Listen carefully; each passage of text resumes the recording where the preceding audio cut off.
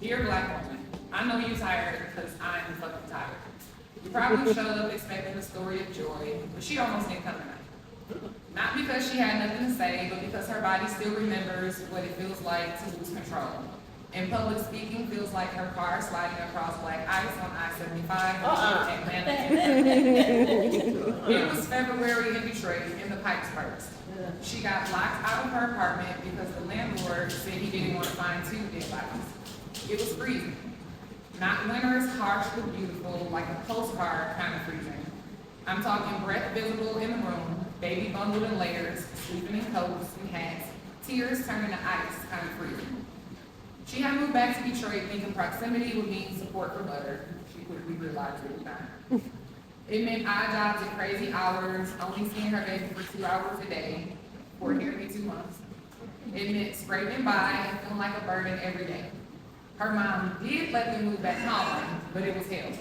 The cigarette smoke was like her spirit, thick and asphyxiating, lingering over everything like a steel crank, forcing everyone to be cautious or risking serious injury. Nobody was safe. When her mom found out she was looking for a place to live, she insisted on being paid to babysit her grandchild instead of letting her save up to move. All the while making it abundantly clear that she did not want to babysit. The minuscule relationship with her mother was sacrificed at the altar of an adolescent promise to protect her kid from the childhood she barely survived. So she followed. She briefly experienced stability once, a job, a home, a yard to bird watch with her baby. They had about 3 months of ease before the unraveling began. The house she bought with cash started speaking in creaks and cracks. Her daddy, a builder by trade, wouldn't fix anything unless she paid him to. That job provided a consistent check with a steady pressure. Her director turned the workplace into a battlefield. She didn't know it yet, but her body was keeping the score. It was now March 2016 when her brain glitched, disconnecting her mind from her body because the reality was too painful. She had a stroke at work. They didn't give her time to heal. She had a stroke on Thursday and was back in the office by Monday. Only to be fired within 3 months, right after she helped roll out the new operating system for all the third circuit courts. Life had used her up and discarded her again.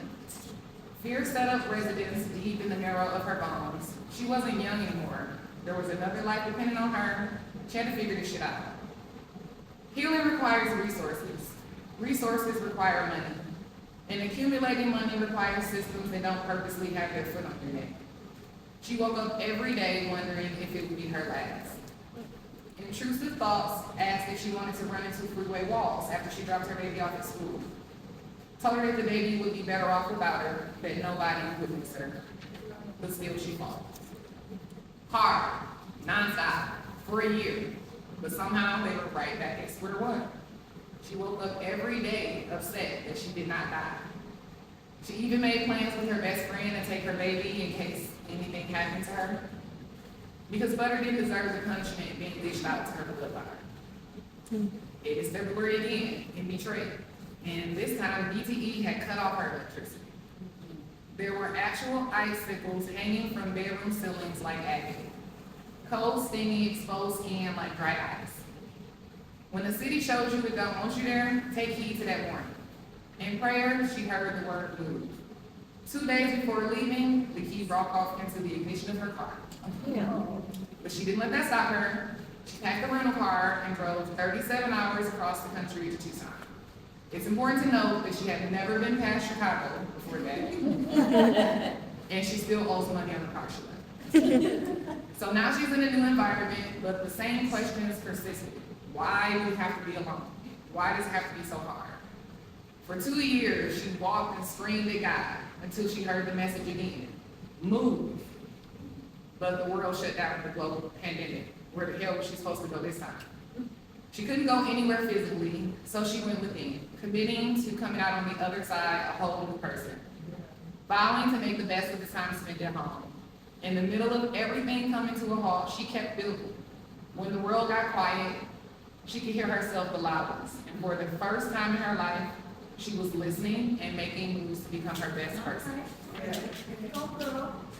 Over the next 4 years, she earned 8 certifications, exploring work that felt good in her body, yoga, full spectrum doula work, and 2 tech certifications.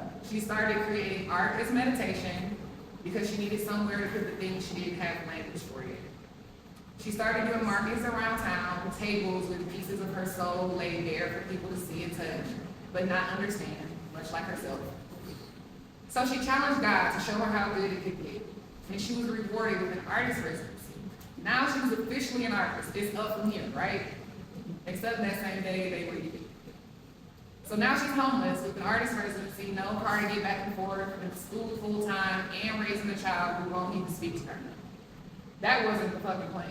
She gotta get more specific with her goals. So she set some hard boundaries. She put down things that were no longer serving her, as well as the things that she could not control. And that was the biggest part, letting go of the things that she could not control. She picked up something fun to fill the gap, dance. She started coming back to herself, slow, awkward, honest. She was 20 years older than all of the other dancers on the team. She was embarrassed, but she was doing the thing that scared her the most, showing up. Just when she thought things were finally going her way, she sprained her Achilles and couldn't dance for a year. Joy left her body completely, replaced with apathy. It showed up in her annoyed tone, her sudden lack of patience, and desire to be in utter isolation. She began to fail at parenting, which was the one thing she had always been good at. Then her dad died. Then her best friend of 25 years died. Then her dog died. So yeah, she hit rock bottom, and she stayed there for 6 months. Butter came to her one day and said, "Hey mom, could you start taking care of me again?" That was enough to pull her from the depths of suicidal ideation, save her life, and give her another reason to live. So she fought harder. She rebuilt herself from the inside out, again. She strengthened her relationship with Butter. She restored her mind-body connection with movement, play, and art. Since then, she's spoken on several panels, hosted wellness retreats, curated art exhibitions and artist showcases, and she's currently in another artist residency. Here's the thing.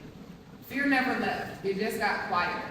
Anxiety still be whooping her right before she steps on stage. But she doesn't wait to feel ready anymore. She goes for it. She isn't waiting to feel fully healed before sharing her story because there's somebody that needs to hear about the in-between, not just the outcome. She no longer waits to feel like it's her best. She just gives it her all because she's learned that's the only way to get better, showing up while she's still shaking. The confidence was built in the valleys of life when all she had was herself. So yeah, she showed up tonight, and she's honored to be here, terrified too, because 2 things can be true. Her name is Meela. I'm still healthy. I'm still showing up. I'm still figuring it out. I'm still doing shit scared, and I dare you to.